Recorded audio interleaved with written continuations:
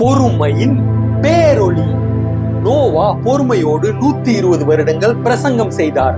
Abraham தேவனுடைய வாக்குத்தத்தம் நிறைவேறுவதற்காக 25 வருடங்கள் பொறுமையோடு இருந்தார்.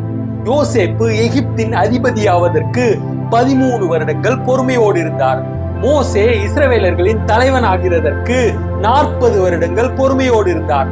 தாவீது ராஜாவாக அபிஷேகம் செய்யப்பட்ட பின்பும் அரியணையில் அமருவதற்கு சுமார் 15 வருடங்கள் பொறுமையோடு இருந்தார். மனிதர்கள் மட்டுமல்ல, நம் கர்த்தராகிய இயேசு கிறிஸ்துவும் பொது ஊழியத்திற்கு வருவதற்கு 30 வருடங்கள் பொறுமையோடு இருந்தார்.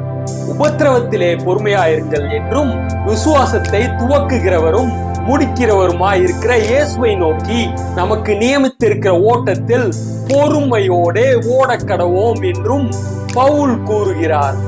தாமதிக்கிறார் என்று சிலர் எண்ணுகிறபடி கர்த்தர் தமது வாக்கு தத்தத்தை குறித்து தாமதமாயிராமல் ஒருவரும் கெட்டு போகாமல் எல்லாரும் மனம் திரும்ப வேண்டும் என்று விரும்பி நம்மேல் நீடிய பொறுமையுள்ளவராயிருக்கிறார்.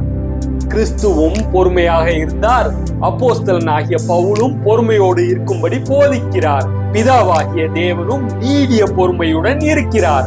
ஆகவே நாமும் நம் வீட்டிலும் சபையிலும் சமுதாயத்திலும் பொறுமையை காப்போம்.